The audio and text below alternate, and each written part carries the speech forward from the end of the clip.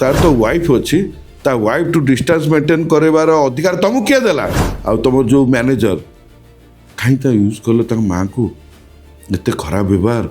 मन पड़ूनी आउ मैंने एमती व्यवहार मेंटाली प्रेशर करेले एवं ताटू एक्सट्रैक्ट करेले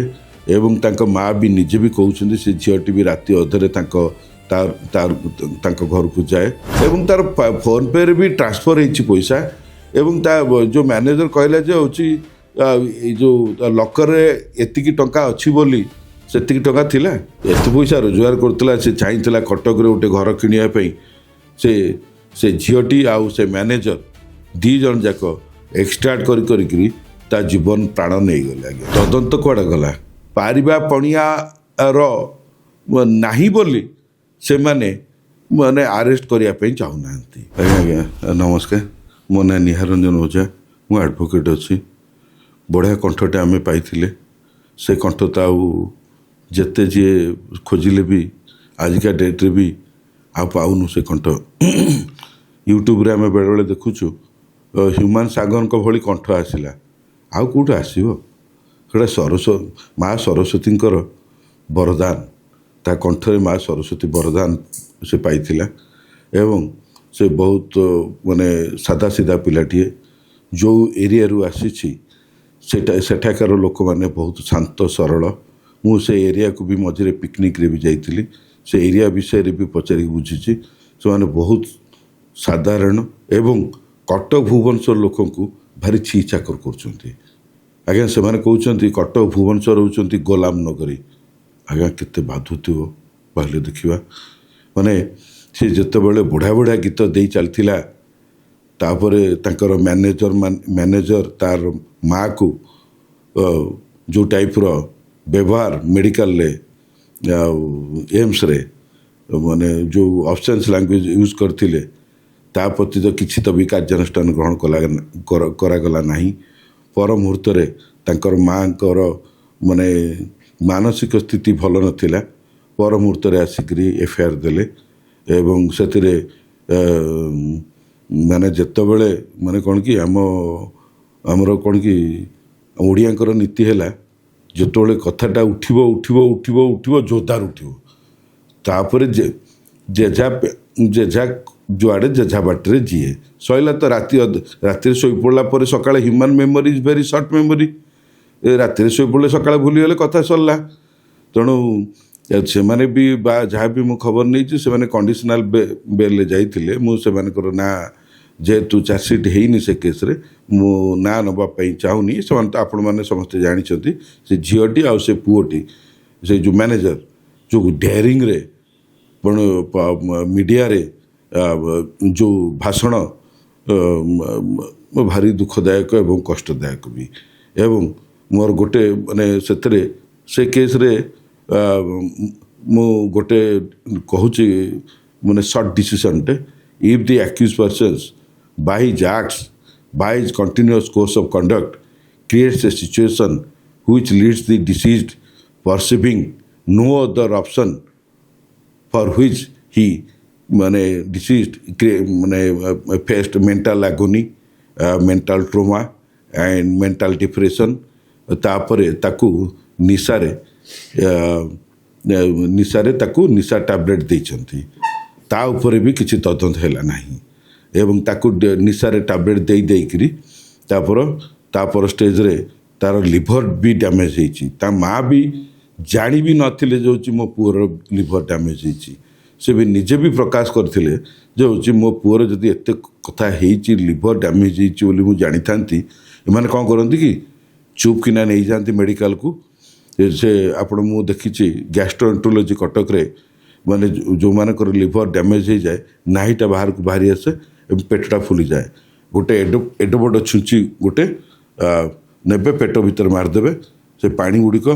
बाहरी आसो किसी समय पर मेडिसिन देला पर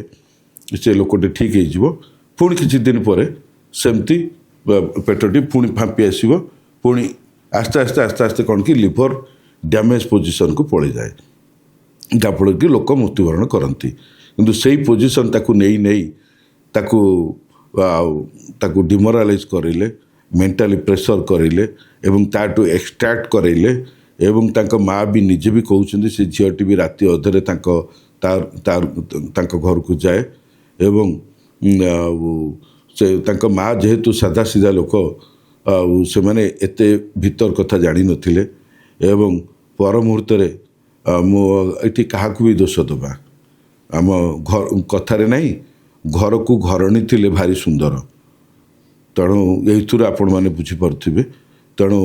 ଆଜିକା ଡେଟ୍ରେ ସେ କଣ୍ଠ ଆଉ ପାଇବାନି ଆଜ୍ଞା ତଦନ୍ତ ଏ ଯେଉଁ ଗୁଡ଼ ହାଣ୍ଡି ଭିତରେ ଥିବ ଆଉ ତଦନ୍ତଟା ସେ ଗୁଡ଼ ହାଣ୍ଡି ଭିତରେ ତାପରେ ସେମାନେ ଏଇ ଯେଉଁ ଅଫିସର୍ସ ମାନେ ତଦନ୍ତ ଅଫିସର୍ସ ମାନେ ତଦନ୍ତକାରୀ ଅଫିସର୍ସ ମାନେ ମୁଁ ବି ଆଜିକାଲି ଓଡ଼ିଆରେ ବି କହୁଛି ଇଂଲିଶରେ କହିଲା ମାନେ ସବୁ ଅଧିକାଂଶ ଏଠି ଆମର ଭାଇମାନେ କିଛି ଲେଖୁଛନ୍ତି ଯେ ଆପଣ ଟିକେ ଓଡ଼ିଆରେ କୁହନ୍ତୁ ମୁଁ ଓଡ଼ିଆରେ ବି ଆଜ୍ଞା ସେ ଯେଉଁ ତଦନ୍ତ ଭାର ଯେ ଅଧିକାରୀ ଯିଏ ଗ୍ରହଣ କରିଛନ୍ତି ତାଙ୍କୁ ବି ତମ ଘରେ ପିଲାଛୁଆ ଅଛନ୍ତି ହେଁ ତମ ଘରେ ତମେ ବି ସେ କଣ୍ଠ ଶୁଣିଥିବ ସେ କଣ୍ଠ ବି ଆଜିକା ଦିନରେ ବି ଲୋକ ଝୁରି ହେଉଛନ୍ତି ସେ କଣ୍ଠକୁ ମାନେ ସେ କଣ୍ଠ ବି ଆଉ ପାଇବାନି କାହିଁକି ଗଲା କ'ଣ ପାଇଁ ଗଲା ଏବଂ ତା'ର ବଡ଼ିର ଅର୍ଗାନ ପାର୍ଟସ୍ ଅଲଗା କରିଦେଲେ ଏବଂ ଯେଉଁ ମଦ ଭିତରେ ତାକୁ ଯେଉଁ ନିଶା ଟ୍ୟାବଲେଟ୍ ଦେଇକିରି ତାକୁ ଯେଉଁ ଖିନଭିନ କରିକିରି ତା ଜୀବନଟି ନେଇଗଲେ କେତେ କଷ୍ଟଦାୟକ ଏବଂ ଛାଡ଼ନ୍ତୁ ସେ କଥା ତ ଗଲାଣି କିନ୍ତୁ ଏ ଯେଉଁ ତଦନ୍ତ କୁଆଡ଼େ ଗଲା ତଦନ୍ତକୁ ଇଏ କ'ଣ କରୁଛନ୍ତି କି ଆପଣମାନଙ୍କୁ ସବୁ ମିଡ଼ିଆ ଭାଇମାନଙ୍କୁ ମାଆମାନଙ୍କୁ ଭଉଣୀମାନଙ୍କୁ ମୋର ବହୁତ ବିନମ୍ରତାର ନିବେଦନ ଆପଣମାନଙ୍କ ପାଇଁ ହିଁ ଆଜି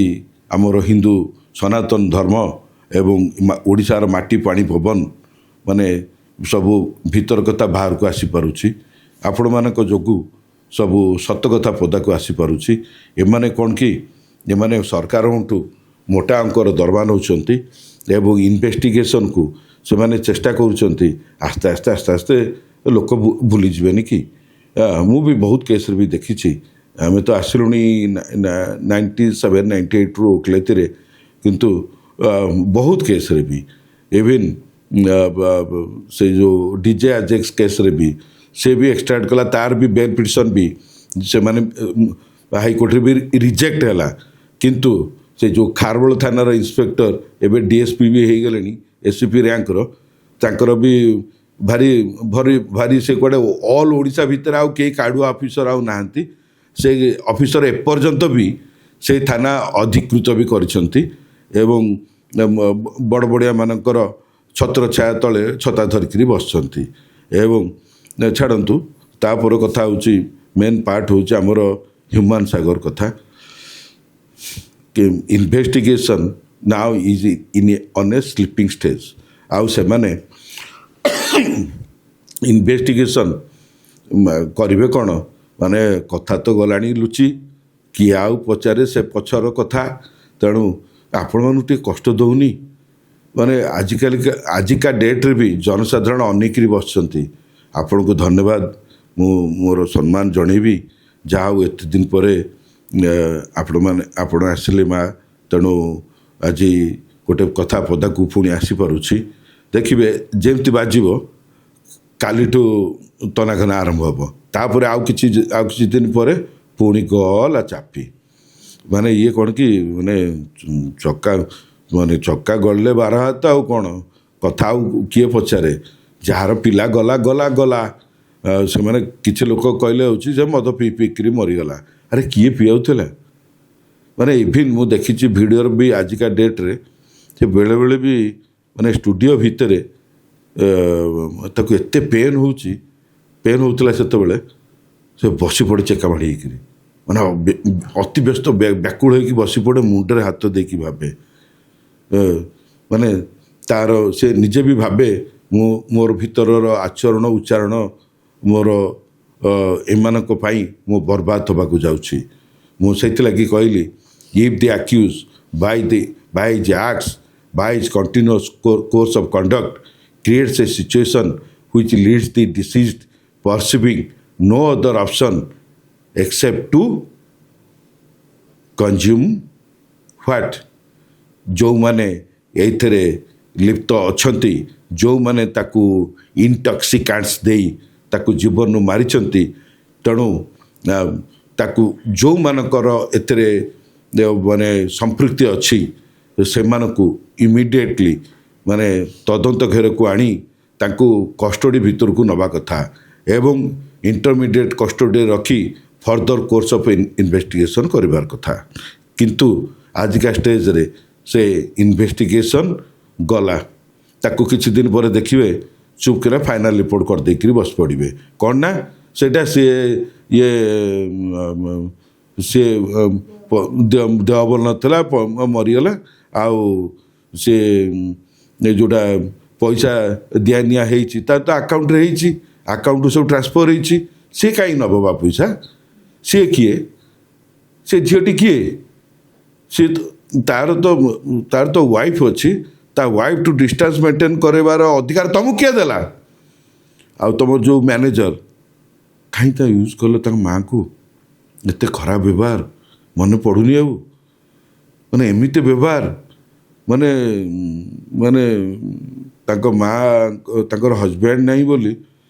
ସେ ବାବଦରେ ବି ତାଙ୍କୁ ବି ଶୋଧିଲ, ମାନେ ଓପନଲି ଲାଇଭ୍ ବି ଚାଲିଲା। ଆଜିକାଲିକା ଷ୍ଟେଜ୍ରେ ମାନେ ଜନସାଧାରଣ ବି ଚାହିଁକିରି ଅନେଇକିରି ବସିଛନ୍ତି। ଅଧିକାଂଶ ଲୋକ ବି ଜନସାଧାରଣ ବି ମାନେ ଆଜିକାଲିକା ଚା ଦୋକାନ କ'ଣ କି ଯେତେବେଳେ ଯିବେ ଚା ଦୋକାନରେ ବହୁତ କଥା ଆଲୋଚନା ହୁଏ। ସେଇ ଚା ଦୋକାନରେ ହିଁ ବହୁତ କଥା ଆଲୋଚନା ହେଉଛି। ମାଲ ପକାଇଦେଲେ ଆଉ କ'ଣ,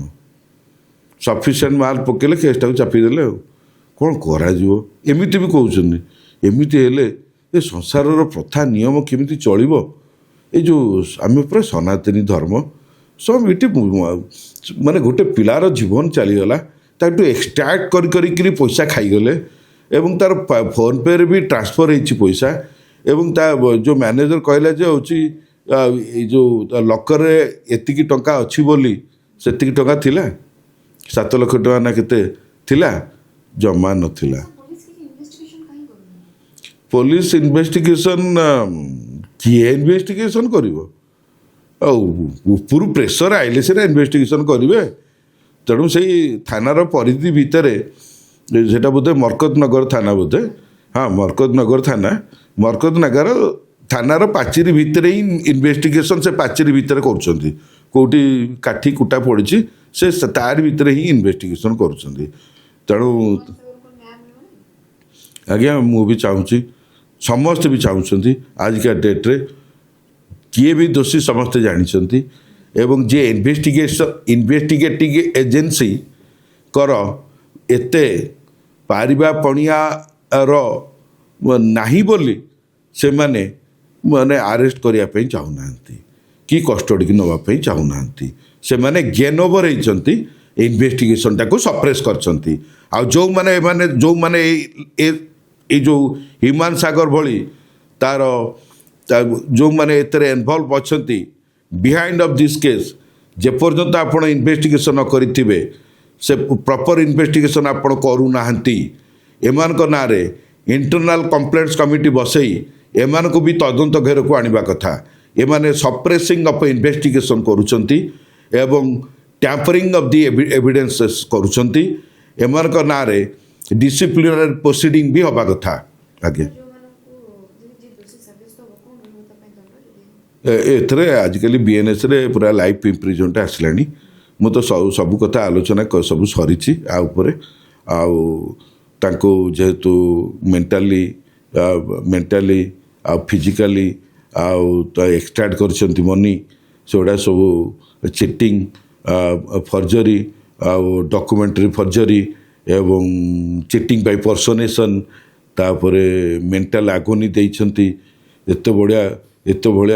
ବଢ଼ିଆ କଣ୍ଠ ଆଉ ମିଳୁନି, ଆଉ ପାଇବା ବି ନାହିଁ। ସେ ହ୍ୟୁମାନ ସାଗର ବି